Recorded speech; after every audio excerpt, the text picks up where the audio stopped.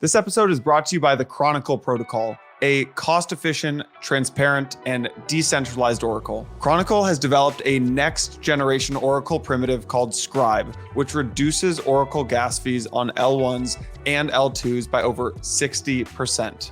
You'll hear more about Chronicle later in the show.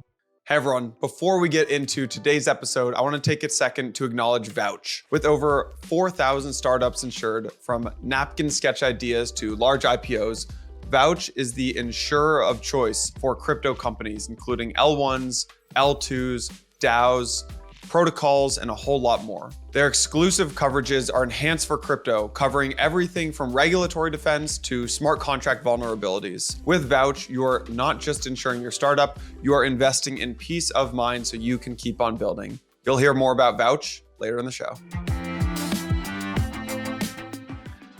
All right, everyone. We missed you last week. Santi and I were both at Permissionless. My voice is slightly recovered, but I'm running on like 30%. It feels like half the people I know got like bronchitis, laryngitis, some sort of COVID between Permissionless and Token 2049, and there was some event in Germany as well. I feel like half the industry's hurting right now. So, I mean, it's always true that like the market does puke every time there's big conferences. The market just will do some big movement. It's always been the case. Consensus. We did that. We gave people sell off.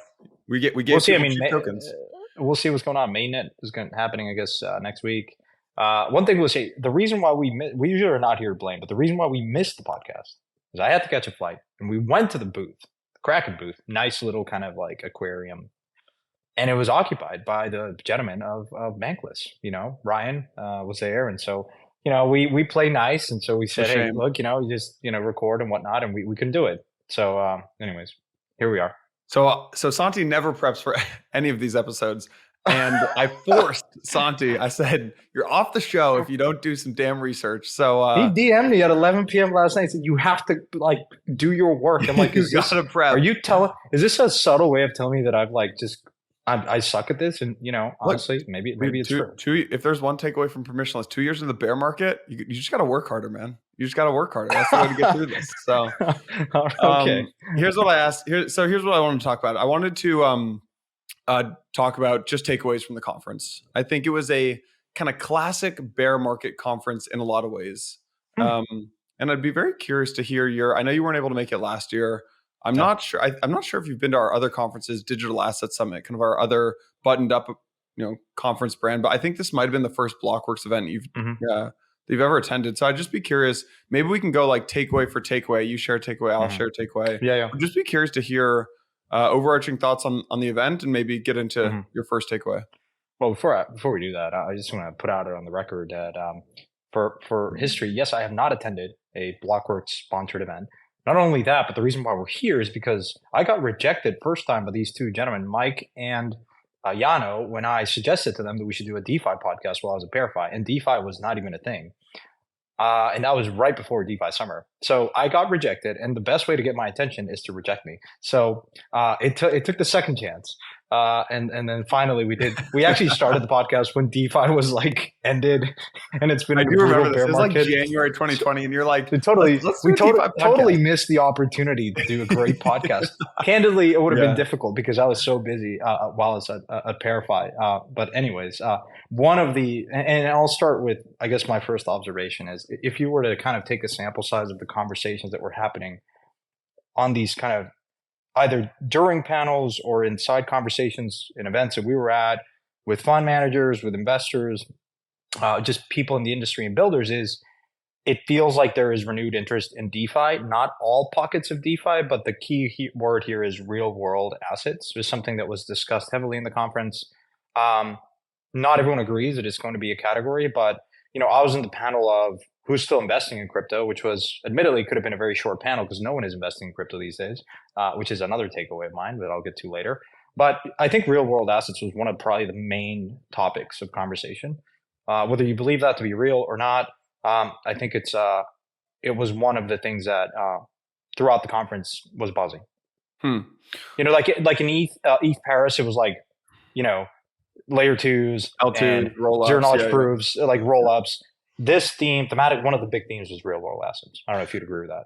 I would agree and disagree. So do you remember, I don't know if you caught Chow. Oh, you were on with Chow. Yeah, I was on chat. Yeah. So I think one of the best panels was you and Xiao, Vance. Who's the fourth? Kyle Samani. Kyle. I thought Tom did a great job moderating that. Yeah, but Xiao said this thing. He said the real world asset is a fake narrative. And I'd be curious what you thought of, if you remember when he said that. Yeah, I think his point was, look, stablecoins are real world assets. Like USDC is a real world asset. And I think his point was more nuanced around the way we characterize and describe real world assets is a catch-all phrase. And so we ought to be a little bit more discerning when it comes to talking about real world assets, which is what exactly we're talking about here, because it is a catch-all category. And I think his point was we ought to be a little bit more discerning. And part of the conversation, it was a 40-minute panel, but we could have gone on another panel separately, just purely talking about the different classifications and buckets of real world assets that we think are going to get more traction and some that will not. And the second observation was, particularly talking about like use cases, was kind of certain real world assets lend themselves more to gaining traction on chain than others that just will not, and just probably deserve not to even have a crypto native like wrapper to it, if you will. Yeah. So to this takeaway, I would say I agree. I think one of the clear takeaways from this event is that the two main ways that you kind of import yield into crypto today are, I think Maker actually does a pretty good job of importing yield. It kind of is a tedious process. You have to do, like the Steakhouse team does a lot of work there. You have to value off-chain assets, but they do a good job of importing some of this higher yield on chain, and then stable coins import yield on chain. And I think one takeaway that I had from this conference is, in the coming year or years, we're going to find and develop more ways to import yield on chain. And actually, I forget if Leshner said this on stage, but he said this to me off stage. He said, I really hate this idea of real world assets, because what you're actually saying when you say the word real world is you're saying that on chain is not the real world. It's not. Implicitly, they're not real assets. So there are traditional assets, and there are crypto assets, or there are off-chain assets, and there are on-chain. But I think this idea of real-world assets is, I don't know. We always get the nomenclature wrong in crypto, right? We always get it terrible wrong. It never changes, by the way. You can never change a term once it's been declared. We did crypto, then like blockchain, not crypto, and Web3. like equity, not tokens, and then Web3, and like anyways, we do certain things very well as an industry, but nomenclature is not one of them. Yeah. All right. So your takeaway number one is real world assets are coming, more ways to import yield on chain. Yes. And do you think that this is, remember in 2018, it's like very tokenized real estate, 2019, like token, do you... Look, I mean, I know you want to get to your takeaway, but maybe I'll cheat. And this is a big takeaway, a second takeaway of mine. Yeah, give me number two. It is very common in bear markets to be skeptical of things that have been tried before. Meaning, in this case, Harbor. Like Harbor was a tokenization platform. It folded. Harbor. Yeah. And, a lot of like crypto, like OGs, like, or even like in the prior cycle, remember Harbor. It was super hyped. There was a lot of interest, and it didn't get traction. It didn't fulfill its promise. But it's very common. Like, it's not to say that like things, and this happened in the internet, right? Like pets.com failed, and then you saw like the same model with a different infrastructure that allowed for that. It was a good idea. It was just like, it was the right time. It was too early. The infrastructure was not there. And I think that's the state what crypto is today. It is very, and you see a lot of skepticism within crypto around these ideas. And so, it's just important to be mindful of things that have been tried in the past, revisit some of those because the infrastructure has come a long way. And so that's like my takeaway number two, right?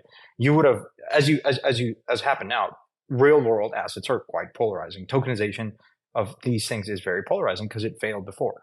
And so it's just we have to be mindful of that. So that's that was my one of my takeaways. I'll jump into the front, is that the most bullish people in this market seem to be actually some of the traditional capital markets players. And not just, you stole my thunder too. That was my third. That's your third. Yeah, there you go. Yeah. So I mean, it's tied into that one though. It's not just the capital markets players, but it's, a very overlooked announcement, I will say, was Layer Zero took the stage with Google, right? Google put on some heavy hitters onto the main stage, right? They were the last panel on the main stage. And I think you're seeing Layer Zero's partnership with Google.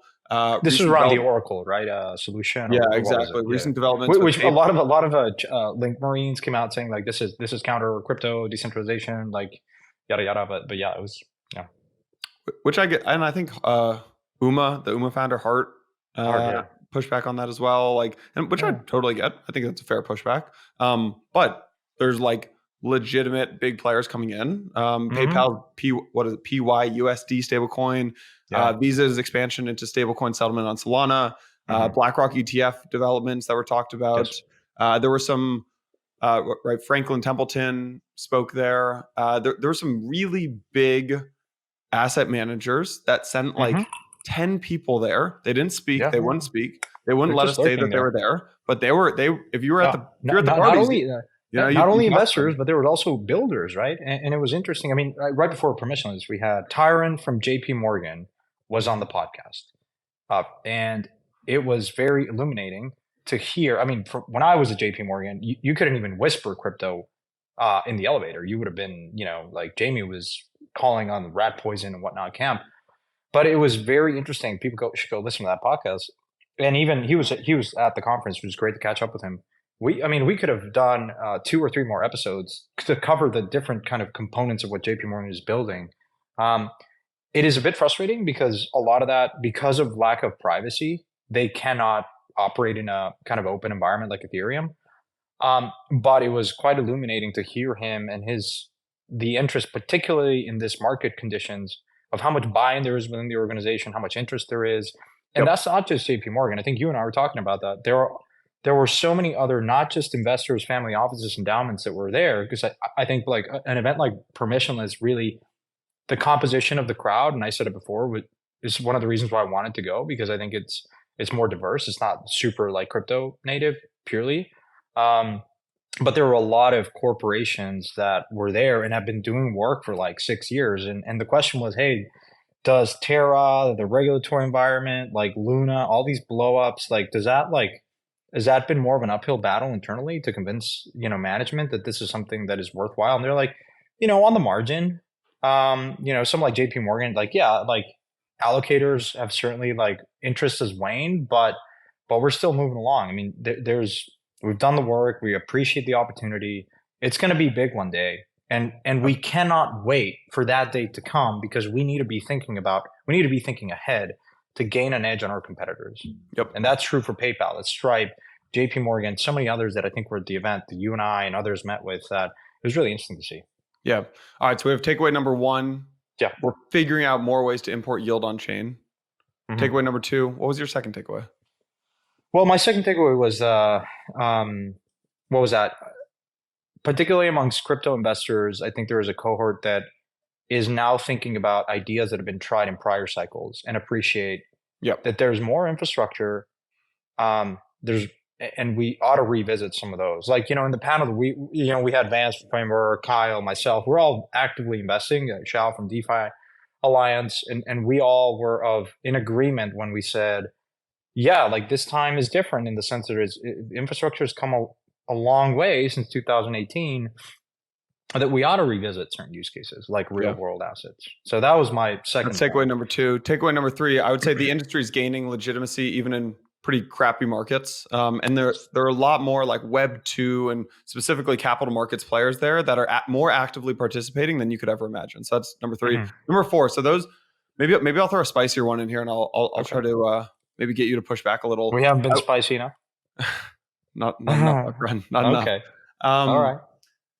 So when you pull up crypto Twitter, I think crypto Twitter narrative has always had this kind of Ethereum tilt to it, and no wonder why. It's obviously the biggest smart contract, L1. It did feel like these kind of worlds of L1s are converging, and it felt like if you listen to folks on stage, whether it's Ben from Optimism or Steven from Arbitrum and Ethan Buckman from Cosmos, right? We had Anatoly from Solana. It feels like a lot of the issues that say Solana's dealing with, they're peeking over at other chains to see how they're solving it. It seems like the issues that Optimism is about to start facing, right? Those are kind of the classic Cosmos issues: value capture on the OP token, coordinating upgrades, interoperability between things built on Optimism. Those are things Cosmos has been trying to figure out for years, right? Soon, once they figure that out, they're going to be forced to contend with kind of the classic Solana problem, right? low latency, like high throughput, things like that. And it feels like these blockchains are like converging both in goals. App chain thesis used to be a Cosmos thing. Now it's an Ethereum thing as well. Converging in goals, but also in problems that they're trying to contend with. And it makes me wonder if the future is multi-chain, or if just these folks are all just learning from each other, and one L1 will win out against the other. The other thing here was like, I don't know, Monad. Some folks were talking about Monad, right? Parallelizing the EVM, the launch of rollups like Eclipse, right? Using the SVM. The innovation still is not done on this front, I would say. And so there's still, even though it feels like there are too many L2s, too many, kind of all L1s, like there's still a ton of innovation going on in this front. So yeah, I certainly agree. Look, I mean, I think crypto Twitter can be quite toxic, especially when people are losing money. People fight, like the level of negativity in social media goes up, I think, during these environments. But also, I think the folks that remain here and are still building, it also brings you together in some capacity, which I think dovetails to what you just said, which is even for the conference, I think there's more scrutiny and open dialogue within the Ethereum community around raising awareness around, hey, Optimism doesn't have fraud proofs. Let's talk about that.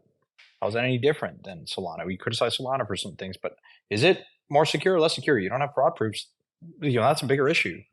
Yeah. And so I think the intellectual honesty within the Ethereum community, I've sensed it as of recently has tilted towards, the better, and openly having these discussions around value capture. I think you look to other chains that have struggled at. So I think there's sort of like two worlds, if you will. On one end, crypto Twitter is quite toxic. People are waiting for, are losing patience. There's despair. People lose money, but also there's also kind of a collective like, hey, we're all in this together. We're kind of suffering a bit. It feels like nothing's going on, but there's a lot of building in the background, and I think builders really are probably coming together more in this environment, like bunkering down, and trying to learn from each other to kind of weather the storm. And so that's really good. I think that's quite productive. Another, let me add one more takeaway that's kind of related to this one, which was takeaway number 2, is that it felt like people are kind of getting frustrated with some of Ethereum's the complexity of Ethereum, I would call it, and looking over folks in Ethereum, kind of looking over their shoulder at other ecosystems, saying, I love the simplicity of that. And I think that Ethereum's got a crazy lead and a stupid amount of momentum right now. And all the stuff with L2s like Arbitrum, Optimism. I have a takeaway related to just Scroll itself that I want to talk about at the end. But I don't know. I did talk to some folks specifically at the hackathon, which was 2 days before the conference. And I think that they were like, you have 4844 coming soon, which is kind of this good start, not really a complete solution. There's going to be 2 markets is the way I understand it now. There's going to be like a block space market and a blob space market. And I think some of these developers specifically that I spoke with are kind of like, man, this is a complex landscape to navigate if you're trying to build here. Yeah. So I wasn't at the hackathon, so I can't really comment on that. But yeah, I mean, it's still certainly Solidity, and there's been tools out there that have made it easier for developers over time to start coding and get familiarized with these code bases, like even integrations with like C++ and all these things. Like tooling has improved quite a bit, but it's still challenging, right? Yeah. I guess so I had dinner the first or second night there with some larger funds and a fund of funds. Probably one of the largest, if not the largest in crypto, that I've built a big relationship with over the years. Who is it? Can you name? I don't know many. I'd rather not. I'd rather not. But nonetheless, you need to know what matters here is LP interest is dead. Yeah. Like crickets. No new money has been raised. And I think it is, in asking him, hey, is it more idiosyncratic? Is it like just crypto related? And he's like, no, just generally people are hurting. It's not just crypto. It's venture, it's hedge funds. It's a very challenging environment. So I said, where do you at what point do you think that changes? Of course, then you start talking about, he asked me, well, what's your view on macro and interest rates? And I said, no one, I don't know, best guess. So yeah, I think that's why I asked him the question. Okay, when you go and talk to like a CalPERS, like a big pension fund, at one point between now and 5 years, you ought to believe there will come a time where there's more appetite to go farther on the risk spectrum. Maybe yields come down, and then people naturally go and chase yield in farther out in the risk spectrum. Given the choice of investing in traditional tech, traditional venture, or crypto venture, where are those dollars on a relative basis going to go? Do you think it's going to be less or more than prior cycles? That was my question to him. I obviously have bias. And the exhibit A to this question is look at historical returns of venture funds. And they're terrible. Is this a fund to fund in crypto? A large crypto fund? In crypto. And also outside. They were one of the earliest fund to funds in venture, like in the 90s. Oh, I know who you're they were early as well in crypto. So they have a lot of visibility and historical context to answer the question. And so I when you look at like the Cambridge data around vintage returns for venture as an asset class, they're terrible. They've come down a lot. The last vintage funds like 2007, 2005, 2008, or 2000, I guess 10-year funds, so like 2010 plus. Anything that raised after 2010 is super challenged. Yeah. Like especially DPI. Like forget about DPI. Just like MOM is like terrible.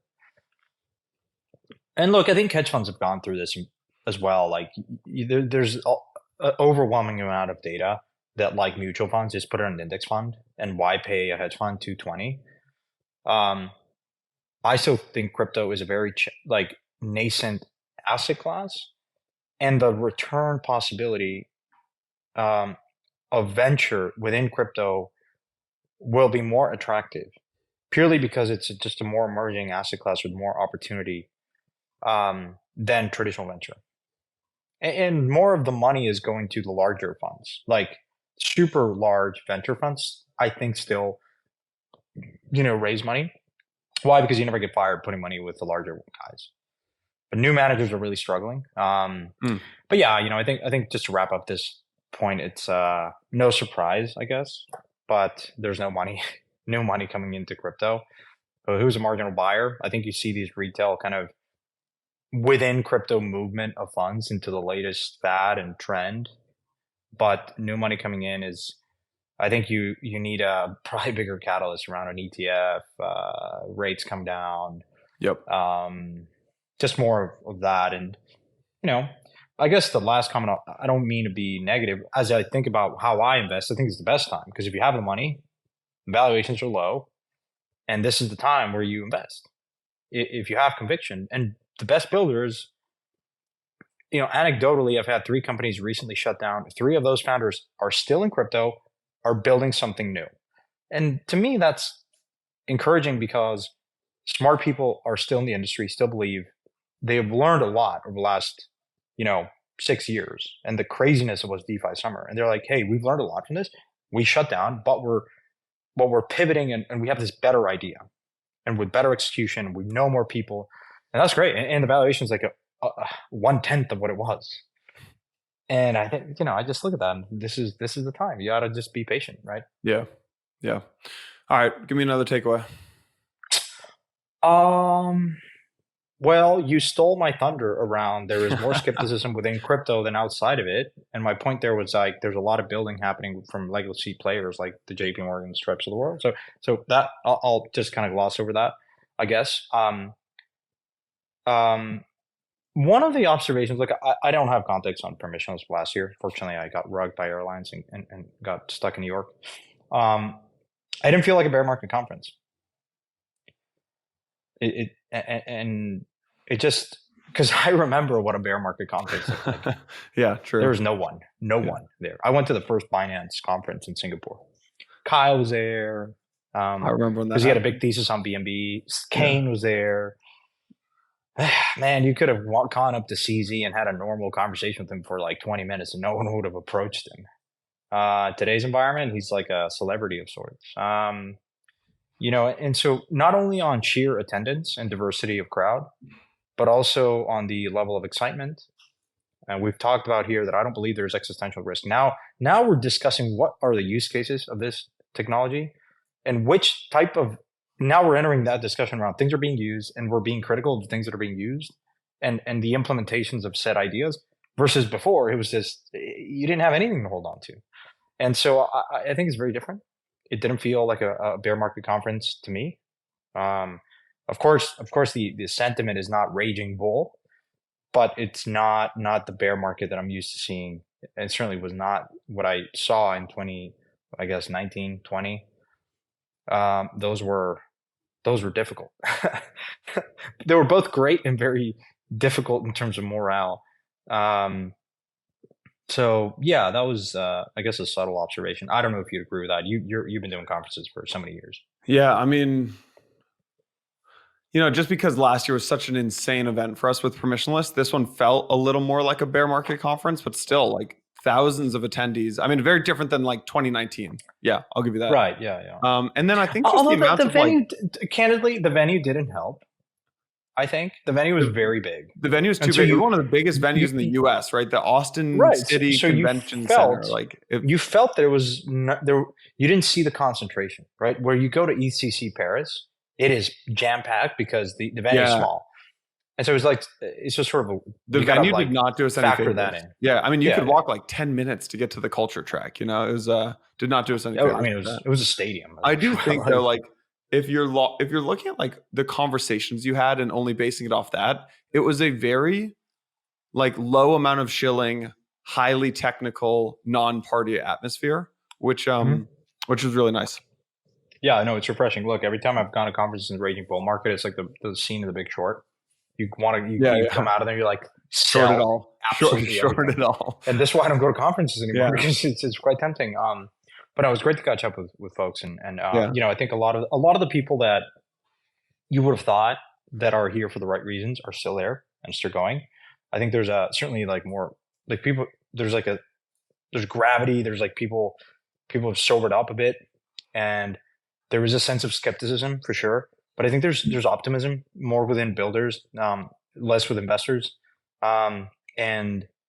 And so, I think it's, and even like students, I met a few students from like University of Austin and law and whatnot. And it felt like they were, they're still very excited about this. Like young people are still captivated by this and want to learn about it and take the time to go to the conference and even send their parents. And so it's great. I mean, I think those are the things that are enduring and to me, signals and leading indicators of kind of where we're going. Yeah. I have another takeaway that I didn't know at all about before Permissionless and specifically before the hackathon. I think I actually learned a lot. It was our first hackathon we'd ever done. We had 300 developers come and you had protocols like Scroll. It was really interesting. So Scroll, ZK Sync, Fireblocks, Ernst & Young, EY, a lot of other great teams basically sponsored it, and then they gave bounties. It was really cool to see we had 5 different teams at the hackathon, pulled all-nighters, built some awesome stuff. Gitcoin, sure there's some others I'm forgetting there. So we talk about basically infrastructure versus consumer apps, and everyone says we're building too much infrastructure, not enough consumer apps.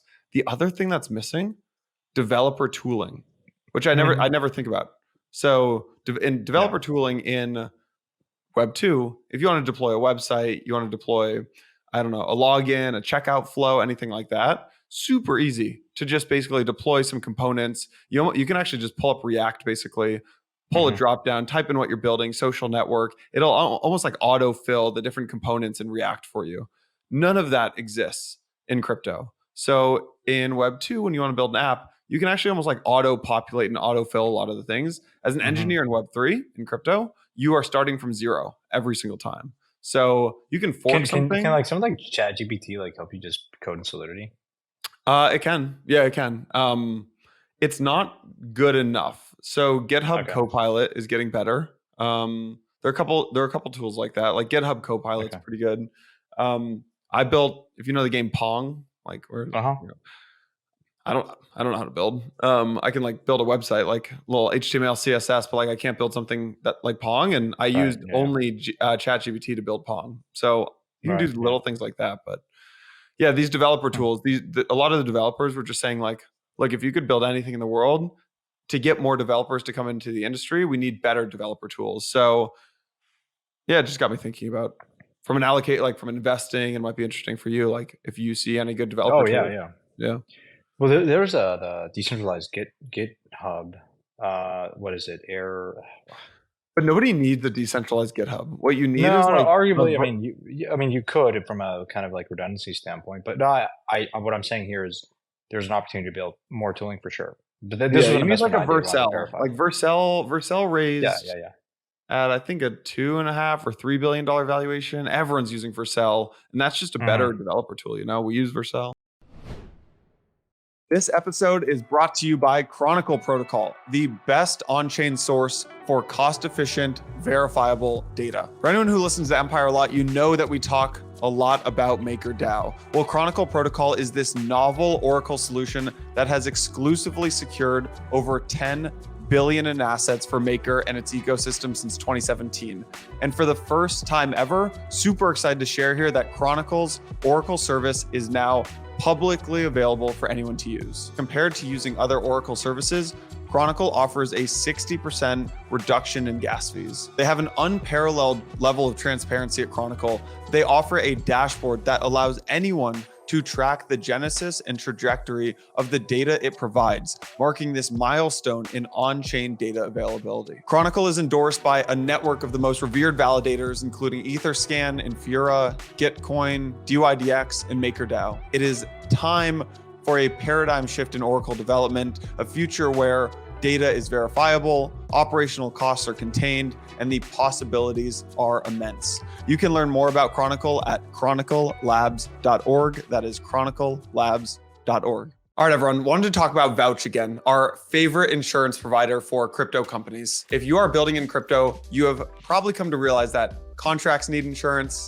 partners demand insurance, and as a founder myself, trust me when I say you owe it to not only yourself, but your investors and your clients and your customers. And I'm not just talking about any insurance. Their exclusive coverages are tailored specifically for crypto companies that can address issues like protections for regulatory defense, recognizing DAOs as insured, addressing smart contract vulnerabilities, and even covering the loss of digital assets. They're in it with you, whether you're working on L1s, L2s, DAOs, MPC wallet providers, building a protocol, and a lot more. So whether you're just scribbling your next big idea on a napkin or gearing up for a big fundraise or maybe thinking about that IPO or an acquisition, don't leave things to chance. Get insured today with 5% off Vouch's exclusive coverage for Empire listeners using code EMPIRE. Think about it this way. With Vouch, you're not just insuring your startup, you are investing in peace of mind. I have another takeaway. Regulation, right? Did you catch Tom Emmer's panel? No. Really good. Kristen Smith, Hester Pierce, Brian Quintez, and Tom Emmer. It feels like regulation is just like in a tough place in the US. Let me read you some of these quotes. Like Tom Emmer is just for the people, by the people. For context, who's Tom Emmer? Tom Emmer is the whip. Yeah. In the House. Yeah. Majority whip of the House. Yeah. For people who saw House of Cards, that was yeah. I think he's from Minnesota. Anyways, great guy. And let me just read you some of these quotes. He goes, as people in the audience, you should be making decisions that are most important to you. Someone asked him about proposals to stop people from holding crypto and digital assets. He goes, that is not an American value. Someone says, the moderator says, what's it like being a politician? He goes, it sucks. He goes, you don't have to be pro crypto, but you do have to be pro innovation. I don't know. He was saying pretty like it also followed Eric Voorhees. So he was giving these quotes that were kind of like, do not give up. Do not give up the fight. Do not let them win. And Hester Pierce had this quote. Let me just pull it up. It said, the government develops its own interests and has started to forget that it represents the people. We need to be ready to go when the opportunity strikes. Yeah. So look, I mean, this was something that it's not specifically tied to the conference itself, but no surprise. I left San Francisco before things really escalated. I started noticing it's like the frog in boiling water. Certainly I'm not American. I love America. It's a country that where I went to school. I had the most amount of opportunities, working at JP Morgan, getting a scholarship from JP Morgan. I think it's the best country in the world, still is, to have a fair opportunity that anyone can come there, education and have opportunities. It's not perfect, but relative to other places, like, you have a fairer shot of being successful because of the institutions are there, because there's a culture of innovation. Like in places like Japan, you cannot fail. You fail, it is the worst you can do. Right. It's a disgrace and dishonor to your family and future generations. In America, they celebrate success, and failure is okay and accepted. And all of those combinations, like, I love that. I have so much respect. And to anyone that disagrees with that, probably has not lived elsewhere and probably hasn't spent enough time in America, in the US. But I will say, though, is I left because I just didn't see where my tax dollars were going. And I think a certain amount of policies were very misguided. I think there's an amount of like woke culture that is highly destructive in places like San Francisco. This idea of not like prosecuting like petty crimes and shoplifting, I think on the surface may seem not as impactful. But if you look at like how crime was abolished in New York in the 80s, you started with the small things. You started by cleaning up graffiti in the subway. Because if you look at subtle things like that, it's like chaos theory. Small things like that can have a profound impact in social perception. And all this leads me to say, I went back to Austin. I hadn't been in Austin in like probably 7 years, and I had very fond memories. I had like my first triathlon there. I had a bunch of friends that went to the University of Austin, Texas. I always felt that Austin was like very pro, like a great place where I could consider living. It felt very different this time. Yeah. It felt eerily like San Francisco in the early days when things started to like kind of get out of hand, on the homelessness situation, on the shoplifting situation. I don't know, my spidey senses go up because I grew up in Mexico. So like, I just felt like it was a bit of a ghost town downtown. And I asked Kyle, because he lives there, and I said, "Is this always been the case?" He's like, "No, it's like, it's pretty bumping, like restaurants are full." And like, but I walked around and I was just like looking around, and it felt like things were like, it's not what I'm used to seeing. Yeah. And, I don't want to be too opinionated around, where's the US? Is that a broader representation of the US? And, it was just, I thought a lot about that. Let's put it that way. Yeah. And it was a big takeaway for me. And it left me wondering, like, what will it take to get back on course, to get back on track? Because as we've talked about extensively in this podcast on the topic of regulation, is you have to believe in the three-pronged system. You have to believe in the courts. And I still very much think that if you look at the interpretation of the court in sort of like the Ripple case, the Grayscale case, the Coinbase case, like, it's very encouraging to see that. I think the democracy in the US is very sound, and these checks and balances are there for a reason.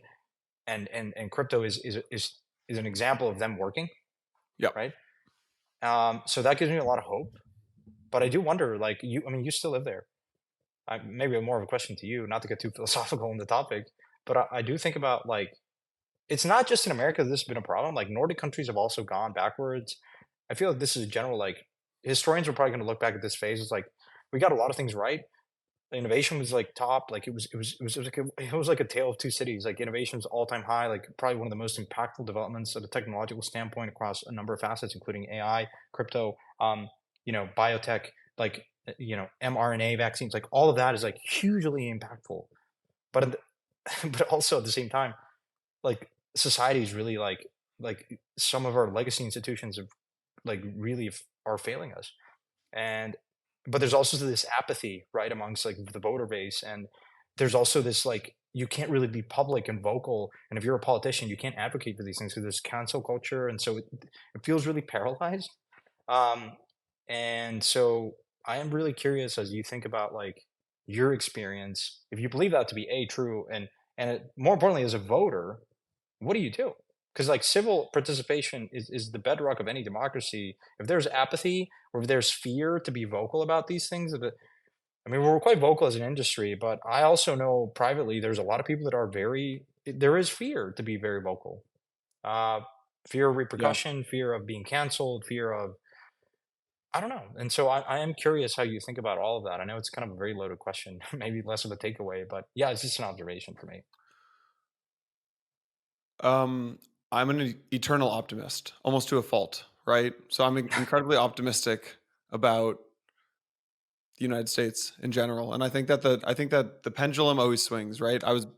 I'm a lover of history and was a history major, and I know you like history as well, and the pendulum always swings, right? And if you look back at newspaper clippings from basically any decade in US history, it seems like the world could be ending, right? In the 60s, you have all the riots and you start Hmm. having Vietnam War and you have multiple world wars between 1900 and 1950 and you have oil like Although I will say there is also this notion that empires fall every 100 years or so.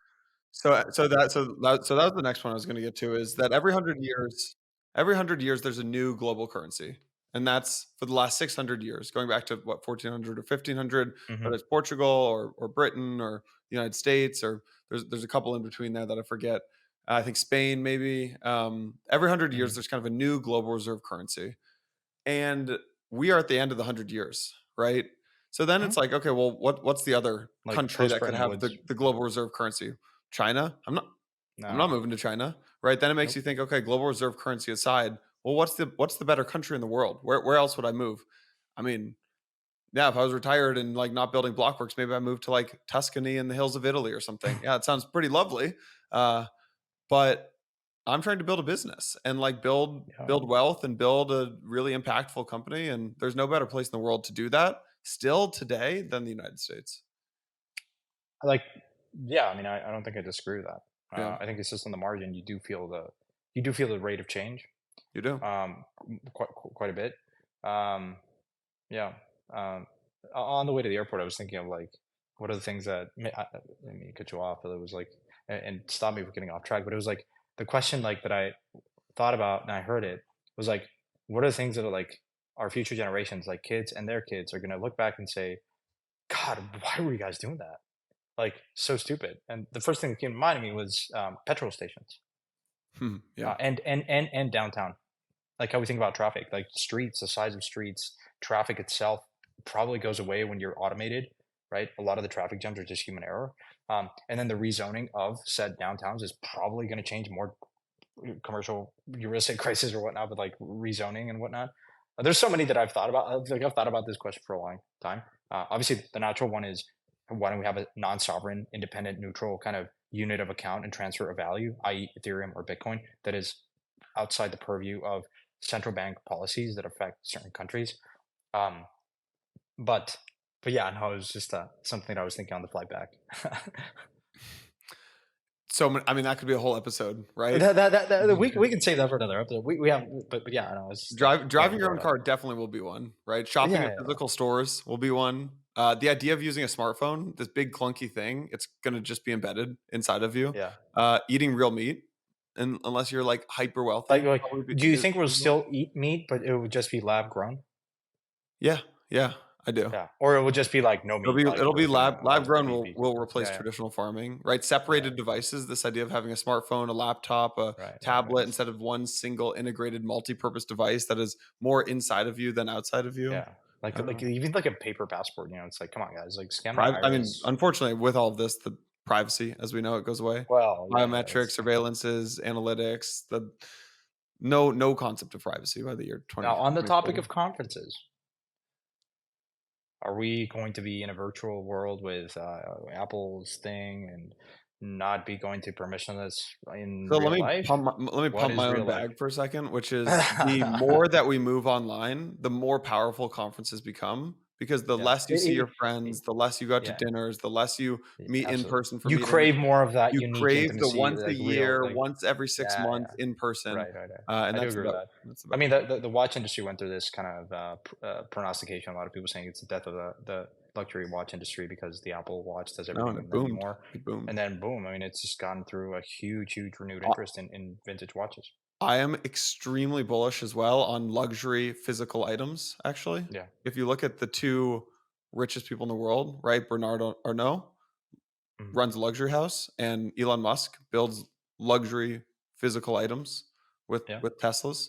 I think people will demand more and more luxury physical items. So anyways, not to get too off topic from permissionless. Humans. Yeah. I mean, I think this has been a great recap. I don't know if there's anything else. Those were pretty much my takeaways. Obviously, you stole two, which is kind of like meh. So I did my homework, to be fair. I appreciate you. No, that's it. Our next event is so next permissionless is going to be in Salt Lake City in October in 2024. We also have Digital Asset Summit. Well, I don't think I'm supposed to say where yet. We're making an announcement this week. So. Is it on in Europe? You'll see. I mean, what continent is this in? Antarctica? Like, come on, like, give me some breadcrumbs here. I mean, I'll tell it on the pod. It's gonna be in London. But I'm pretty sure I'm pretty sure we're making a big announcement, and I'm gonna totally ruin our marketing team's announcement. So I'm just saying. I've been vocal about saying I'm only gonna go one conference a year, but if it's in London, I'll be there. I had a good time. It's gonna be a great time in March. I mean, I hadn't seen like someone like marketing team. I can't describe to you how mad our marketing team is. No. That's fine. You can blame it on me. But like, listen, like I hadn't seen like someone like Ben from Verify. Like, you know, we spent so much time together. But like the last time we saw each other was like when we were getting started. We'd gotten this office in San Francisco, and literally I went 3 times to the office, and then everyone else is like, COVID hit, and then we were all remote.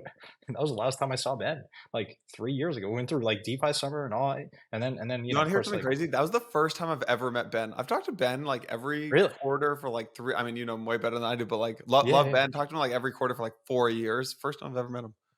Yeah. I mean, you and I had met in Solana Breakpoint for like very, very briefly. It was great to spend more time.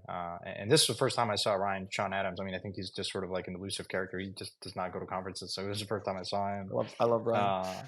It was great. You know, I really enjoyed it. So a very nice event. And most importantly, I just met people that really enjoyed the podcast. And to me, that's the most important thing. That was like a very wholesome experience. That people came up to me like, hey, you know, I met your parents. That was fun. That was great. Right before the panel, it was like, hey, someone wants to meet you. I'm like, I felt like a celebrity. I'm like, hey, who? Like, it's my parents. I'm like, oh, great. They were on top of the world. Shout out to all the parents that listen to the podcast. I always tell my parents this is free melatonin, and I've caught my dad listening to my podcast snort deep in sleep, like snoring. So I think your parents are better than that. No, they're loving it. So, by the way, last shout out, I will give the MVP of the event, Eric Voorhees, gave this "Why We Are Here" opener that got the entire conference on their feet, standing ovation. It's on Twitter on the Permissionless account. It's pinned to the top of the Permissionless account. It's got 10,000 likes, 5,000 retweets, over 2.5 million views. So if you haven't seen it, definitely go watch that. Last question on that topic: are the other videos available? They will be. So people are going to listen to this on Tuesday. They will be all available by Tuesday night. Fantastic. Yeah. Okay. Well, folks, as you all know, we all read the comments. So drop us a comment if you want to. Got great feedback from listeners at the conference, so thank you. And I would be remiss not to say that I won the bet. I had more followers than Yano at the time of the conference. Took a snapshot by 500,000 or by 500 or so. So it was a close call. What do you get? I don't know, actually. I don't remember. We'll have to go back. There was an episode where we talked about this. So yeah, we got to go back and listen. It's on you, man. Because there's something. I'm going to get I have like a card here that I'm going to play. I got to think what that is. Play the card. All right, man.